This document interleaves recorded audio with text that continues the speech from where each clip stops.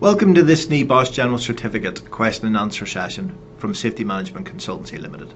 I'm Steve, one of the Health and Safety Consultants, and I'm going to take you through the questions and answers. Okay, let's look at a question from Module 1, Foundations in Health and Safety. The question's a health and safety law question and it's worth 8 marks, and it reads, outline the general duties placed on employees by A, the Health and Safety at Work Act 1974, worth 4 marks, and B, the Management of Health and Safety at Work Regulations 1999, worth 4 marks.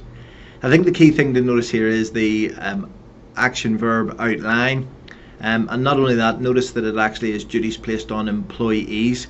Some people get confused by this question and read it as employers and the duties of employers, whereas this is duties on employees.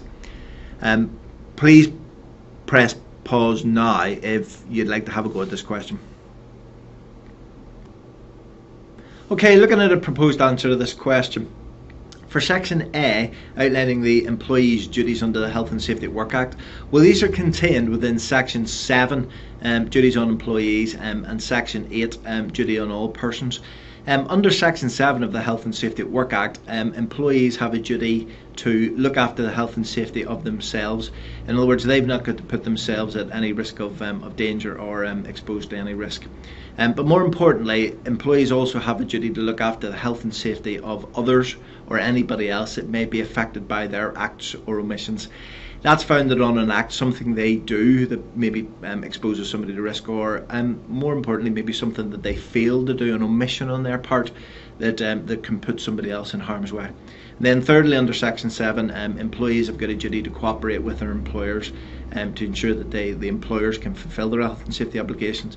In other words, if an employer may require an employee to wear personal protective equipment to meet the health and safety law, then the employee is under an obligation to follow that and to wear the personal protective equipment.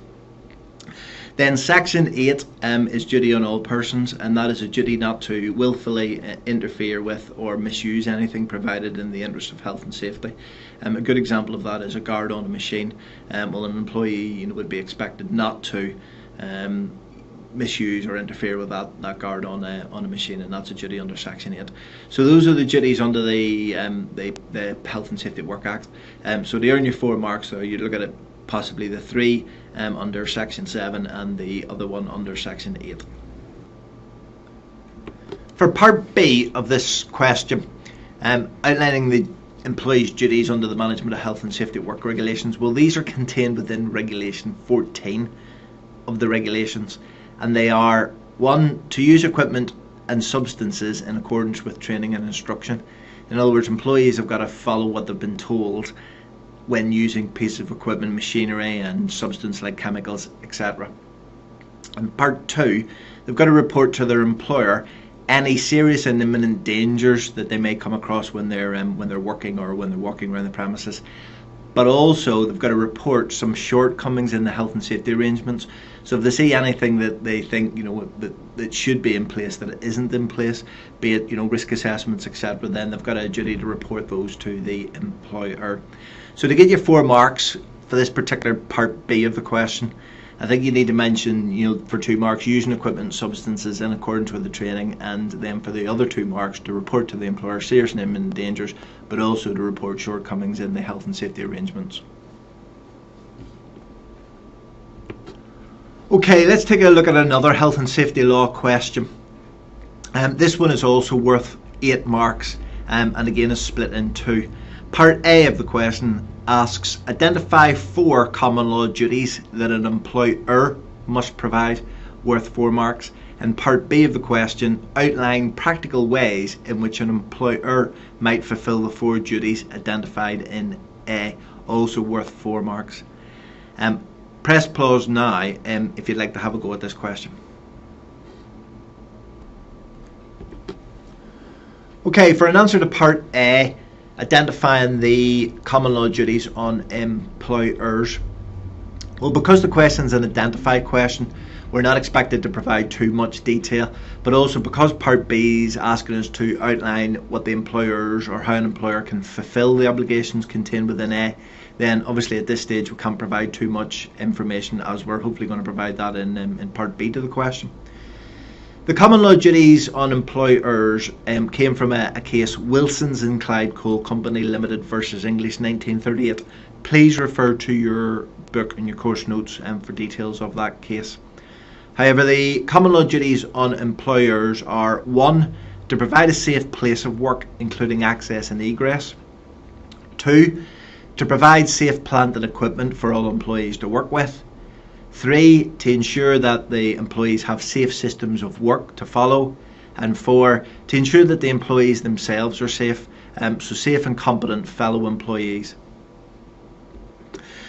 For part B to the question, we're asked to outline how employers can fulfil their obligations under part A.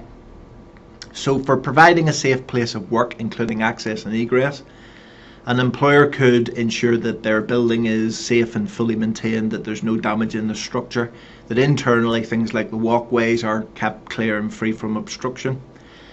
For the safe plant and equipment, an employer could ensure that the equipment that they purchase and install is suitable for use, that there are appropriate guards on the machines, etc. For the safe systems of work, an employer could implement method statements, they could implement permit to works, they could have health and safety procedures. And then finally, for the safe, competent fellow employees, employers could look at pre-selection of employees to ensure that they're suitable for the role that they're going into, to provide them with induction training, possibly to provide them with refresher training throughout the course of their employment. So to get your marks for this question, you need, for part A, to identify the common law duties as they are from that case, and for part B then go on to outline exactly how an employer, and give examples of how employers could fulfill their obligations on the common law duties. Okay, that ends the question and answer session for that module. I do hope that you found the questions and proposed answers useful. Don't forget that if you need any further support or information, please do contact us at Safety Management Consultancy, and we will endeavour to try and answer your questions. Good luck with the rest of your studies.